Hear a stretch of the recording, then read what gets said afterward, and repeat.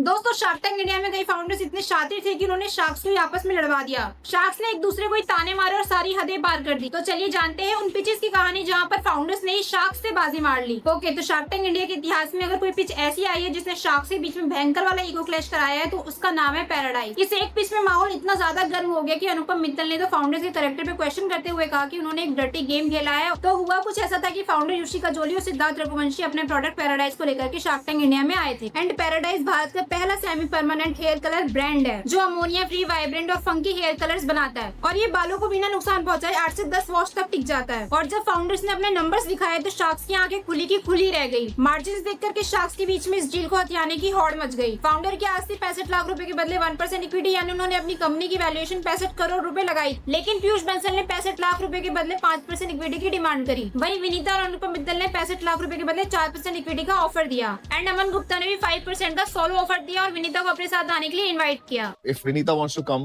individually, I'll request her if she can come with me. लेकिन दोस्तों असली drama तो तब शुरू हुआ जब फाउंडर्स ऑफर सुनने के बाद डिस्कशन करके वापस आए और उन्होंने अपना काउंटर ऑफर दिया। उन्होंने 65 लाख रुपए के बदले 3% इक्विटी की डिमांड करी और साथ ही उन्होंने कहा कि उन्हें अमन और विनीता साथ में चाहिए। 65 lakhs for 3%. We are matching. Done. I'll match. Nita and Aman together.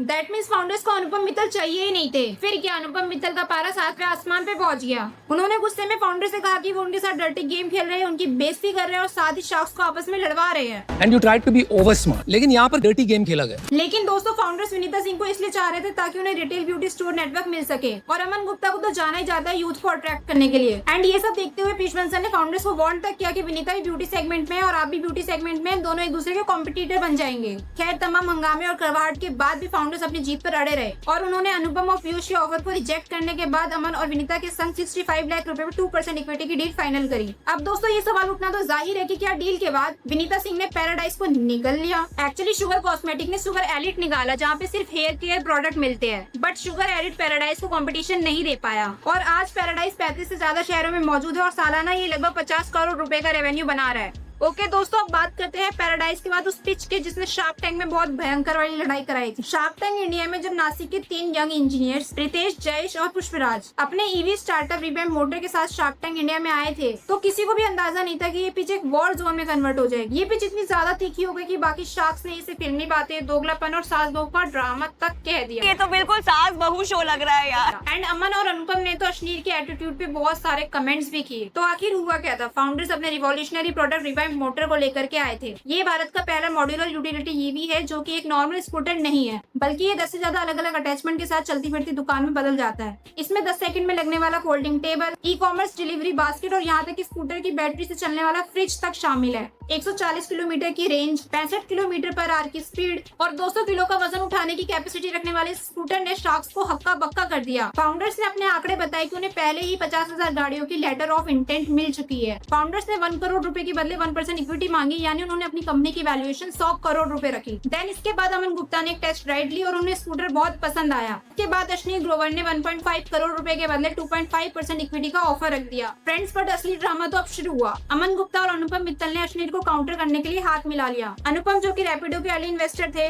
और अमन गुप्ता जो कि ब्रांड किंग है ही, उन दोनों ने मिलकर के 1 करोड़ रुपए का जॉइंट ऑफर दिया। इसने एक ब्रांड बनाया, मैंने 2 ब्रांड बनाया। इसके बाद तो दोस्तों शार्क टैंक में अश्नीर वर्सेस अमन अनुपम की लड़ाई शुरू हो। अश्नीर ने कहा कि अमन और अनुपम भाईचारा और इमोशंस की फिल्मी बातें बेच रहे हैं और आधे घंटे में कौन सा भाईचारा हो गया, ये सब दोगलापन है, फिल्मी बातें, इसमें कोई धंधा नहीं है। We want to be a brother, फिल्मी बात है, कुछ धंधे की बात नहीं है। वहीं पर अमन और अनुपम ने अश्नीर को लड़ाकू और एग्रेसिव तक बोल दिया। इसके बाद बात यहाँ तक पहुँच गई कि अश्नीर ने फाउंडर्स की आस लगभग मैच कर दी। 1 करोड़ रुपए के बदले 1.25% इक्विटी, सिर्फ वो भी सोलो। ये देख करके अमन और अनुपम ने भी 1.5% इक्विटी कर ली 1 करोड़ रुपए के बदले में। इसके बाद फाउंडर्स ने बाहर जाकर के डिस्कशन किया। अश्नीर का दबदबा अलग था और अनुपम और अमन का नेटवर्क अलग था। आखिरकार फाउंडर्स ने अश्नीर को झटका देते हुए अमन और अनुपम को चुना और उनके साथ 1.5% इक्विटी की डील फाइनल करी। खैर अगर आज के स्टेटस की बात करें, अश्नीर ग्रोवर ने 50 लाख रुपए अलग से इन्वेस्ट कर दिए थे। पीयूष बंसल ने भी 50 लाख रुपए का अलग से इन्वेस्टमेंट किया। फ्रेंड्स, रिवैम्प मोटो आज भी स्टार्टअप पे अपना नाम बनाने की कोशिश कर रहे हैं, भले ये उतना सफल नहीं है मगर आज भी एक्टिव है। ओके फ्रेंड्स, अब मैं जिस फाइट की बात करने वाली हूँ, इस फाइट के बाद कई लोग अश्नीर के डाई हार्ड फैन बनने वाले हैं। तो जब शार्क टैंक इंडिया में हैमर लाइफस्टाइल के फाउंडर रोहित नंदवानी आए थे तो बिजनेस से ज्यादा तमाशा हुआ था। इस पिच में अमन गुप्ता और बाकी फाउंडर्स के बीच में जो ईगो क्लैश देखने को मिला था वो किसी फिल्म से कम नहीं था। तो रोहित अपने ब्रांड के साथ आए थे जो कि ऑडियो प्रोडक्ट, स्मार्ट वॉच और इलेक्ट्रिक टूथब्रश बेचते हैं। प्रोडक्ट देखने के बाद शार्क्स वर लाइक आपके सबसे बड़े कॉम्पिटिटर अमन तो यहीं पे बैठे हुए हैं। हैमर के नंबर भी शार्क्स को काफी पसंद आए और ये एक ग्रोइंग ब्रांड था। अमन गुप्ता ने देखा कि हैमर भी उन्हीं की कैटेगरी में काम करे और बाद में चल के उनके लिए एक सरदर्द बन सकता है। यहाँ पर अमन ने गेम खेली और फाउंडर को सीधा कहा कि आप अपना धंधा बंद कर दो, मेरे साथ आकर के स्मार्ट टूथब्रश का एक नया ब्रांड बनाओ और तुम अपनी कंपनी हैमर पूरी की पूरी मेरे को बेच दो। आप टूथब्रश ले, सब बंद करो, आप मुझे हैमर का ब्रांड बेच। एंड गाइस, अमन की इस बात ने बाकी शार्क से तन बदन में आग लगा दी। पीयूष भड़क गए, अरे भाई ये शार्क टैंक है, कॉर्पोरेट डील करने की कोई जगह नहीं है। यार ये शार्क टैंक है, यहाँ कॉर्पोरेट डील्स नहीं होनी चाहिए मेरे हिसाब से। फाउंडर को अमन गुप्ता के पीछे पड़े हुए देखकर उन्होंने कहा, तुम्हें शार्क टैंक में नहीं बल्कि बोट टैंक में जाना चाहिए था। 10 बार बोल चुका है कि मेरे को अमन से बात करनी है, आप खुद घुसे हुए हो। एंड फ्रेंड्स, अमन गुप्ता को हैमर को खरीदने से रोकने के लिए अनुपम मित्तल और अश्विनी ग्रोवर ने हाथ मिला लिया। उन्होंने अमन गुप्ता को मात देने के लिए एक बढ़िया सा ऑफर दे दिया, 1 करोड़ रुपए के बदले में 25% इक्विटी। अश्विनी ने ये तक कह दिया ये खा जाएगा तेरे को।